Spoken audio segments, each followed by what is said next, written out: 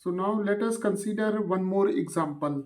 So let us consider this limit x tends to 0, 1 plus tan x or divided by 1 plus sin x raised to square root of pi divided by sin x, right? So here if we compare this limit with this one, that is limit x tends to a f1x raised to f2x, then f1x is given by 1 plus tan x divided by 1 plus sin x, and f2x is given by a square root of pi divided by sin x.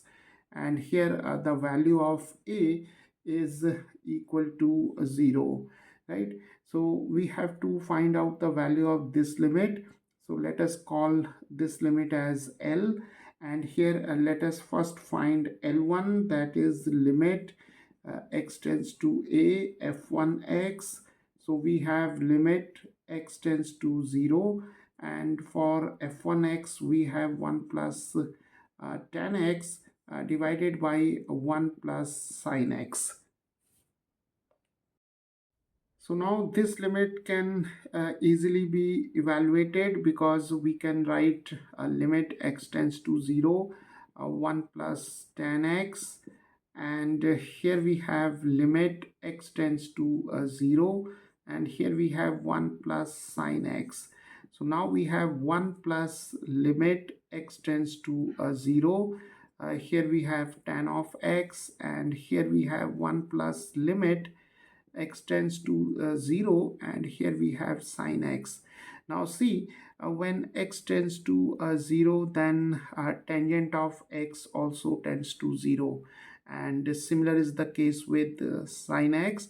When x tends to 0, sin x also tends to 0. So now these two limits are equal to 0. So we have 1 plus 0 over 1 plus 0, that is 1 over 1, that is equal to 1. So the value of the limit L1 is equal to 1. Now let us calculate L2. So we have L2 limit x tends to a f2x, and here we have limit x tends to 0, and f2x is square root of pi over sin x. Now here we can write square root of pi in front of the limit notation, and we have limit x tends to 0, 1 over sin x. Now see, when x tends to 0, then sin x tends to 0, right? So this limit it tends to infinity, that is when x tends to 0, sin x tends to 0.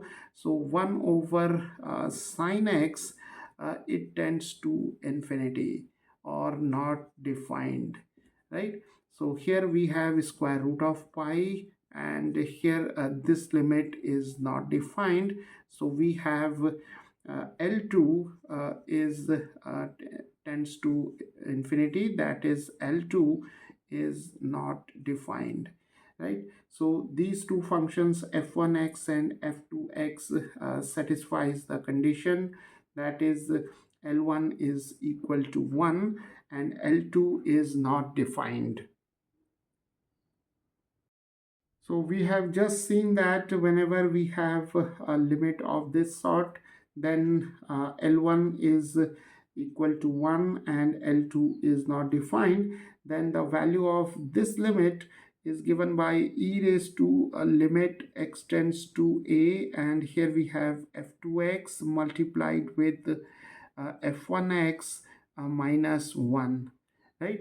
So the value of this limit L can now be written as e raised to limit x tends to 0, and f2x is square root of pi over sin x, and here f1x is given by 1 plus tan x divided by 1 plus sin x, and here we have minus 1.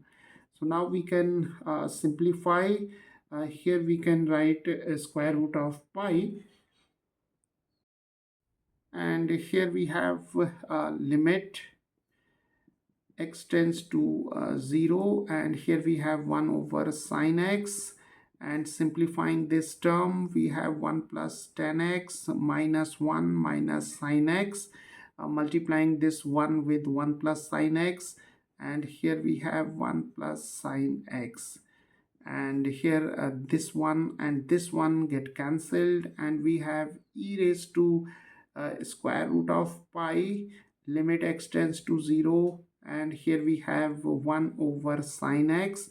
Now we are left with tan x minus sine x divided by 1 plus sine x, right? Okay, so now here we can write tan of x as sine x over cos x.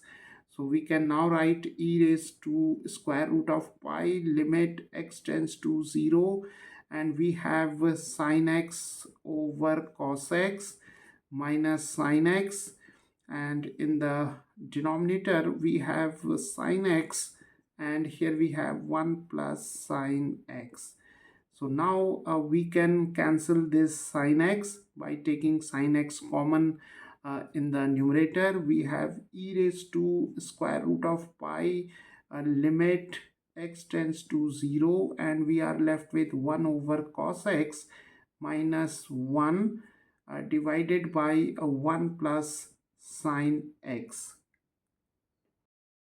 So now we can write this limit L as e raised to square root of pi, and we have limit x tends to 0, 1 minus cos x divided by cos x, and here we have 1 plus sine x, right?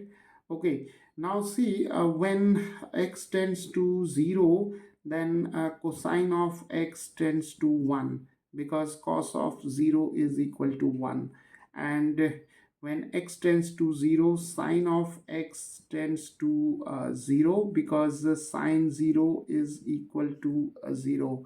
So now we can write this limit L as e raised to square root of pi, and see here we have 1 minus 1, and because limit x tends to 0, cosine x is 1, and here we have again 1 and 1 plus 0, right? So what we have done here, limit x tends to 0, cos x is 1, here we have 1, so we have 1 minus 1, and limit x tends to 0, cosine x, so this is 1, and limit x tends to 0, sine x is 0. So here we have e raised to square root of pi times 0, because 1 minus 1 is 0. So we have now here e raised to 0, and here in the denominator we have 1 plus 0, that is 1. So 1 times 1 is simply 1. So we have now e raised to 0, that is equal to 1.